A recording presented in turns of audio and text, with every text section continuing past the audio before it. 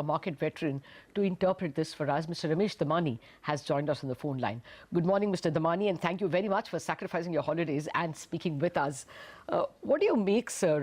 The PM cannot be taken lightly, can he? And he says those who benefit from markets must contribute more to the exchequer. Yeah, good morning, Lata. Good morning, Sonia, and Merry Christmas and Happy New Year to all your viewers. Thank you, sir. Sonia, I think there's a nuanced delivery. Obviously, I think the last streets dodged a bullet in that sense because of what the Prime Minister said. The very clear interpretation that the market would have come to is that they are thinking seriously about reintroducing long-term capital gains.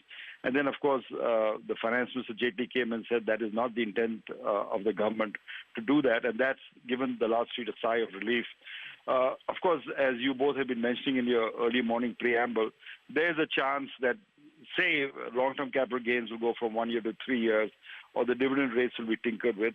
I think the point that the general public needs to understand from the last street point of view is while we do have long-term capital gains at zero, we do pay our share of taxes in terms of the FCT tax.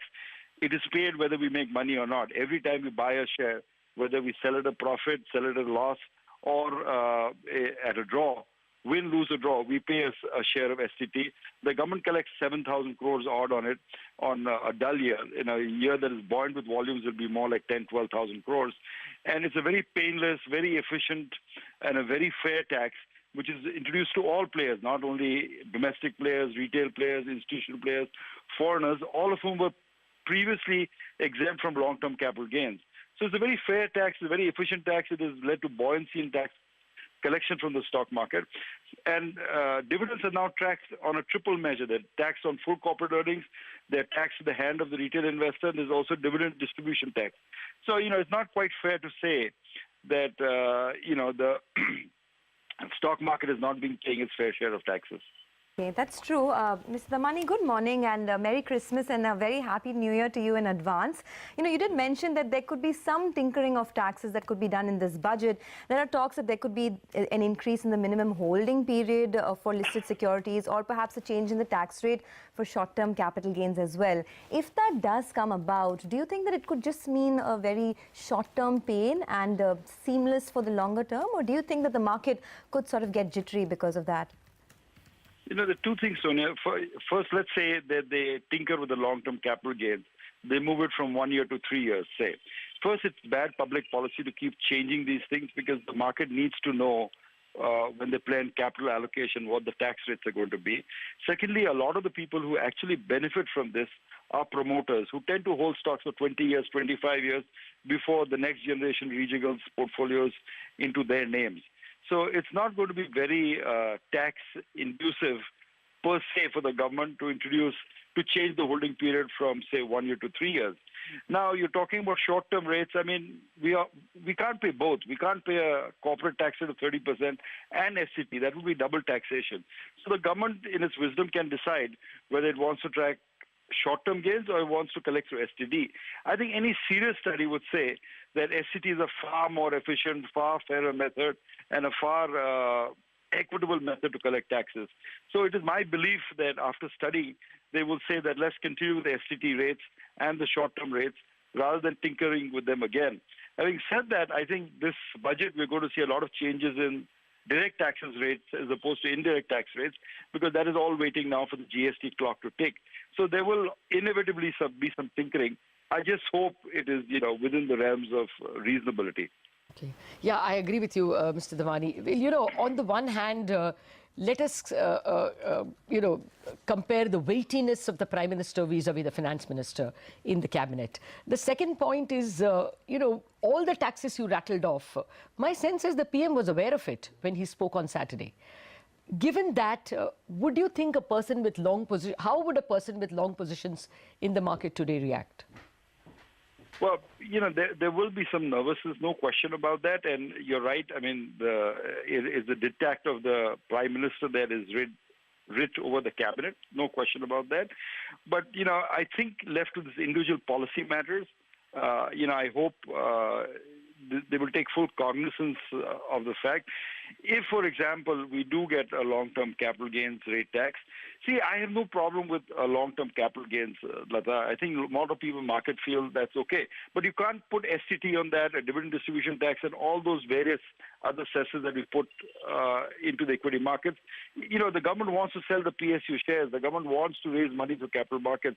You want to make the capital markets effective, particularly in the West when, for example, Trump is saying, I'm going to reduce the corporate tax rate, I'm going to reduce the long-term capital gains rate. Money is, you know, a global commodity and moves where it's most wanted. So I don't think you want to make it inhospitable in India after being so hospitable in India. So I think better sense will prevail. The government can decide that it feels that long-term capital gains is a better way to go. Then let's abolish the STT. Let's make sure we do that. I would seriously request the government not to impose an additional tax on the STT. The STT, as I reminded you a few minutes earlier, is imposed no matter what happens. If you make money, it's taxed. The minute we buy a share or security, we are paid STT on that. So everyone is contributing. It's like someone depositing a salary check or a profit and being taxed on that. So it is a pretty onerous tax, and the market has learned to live with it. I hope that we don't get into this rob Peter to pay Paul type of economic philosophy. I mean, this is a government.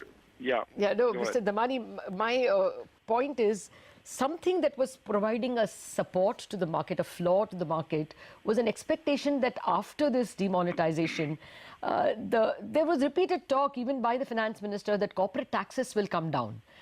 Should we now, stop expecting that? And therefore, does the floor for the market get a little lower?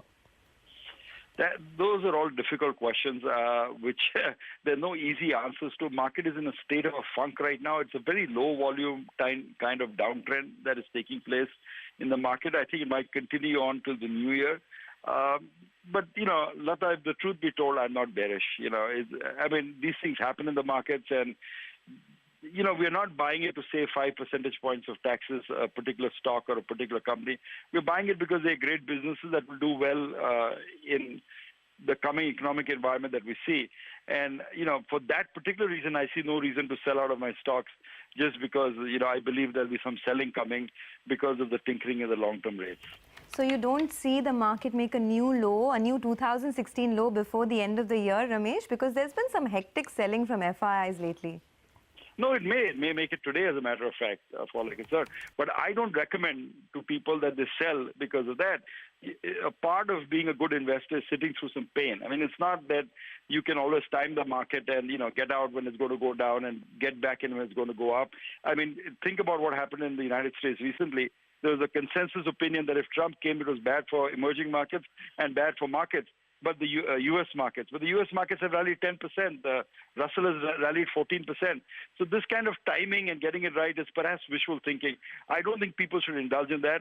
I think it's a great time to remain invested in India. The tax rates will ultimately, of course, be figured out, and there will be some pain, no doubt, for the balance of the week and maybe even early into the new year. But my advice to investors is that you have to, stand by the pain. That's just part of being a good investor. Okay. Mr. Damani, thank you very much for sparing time for us.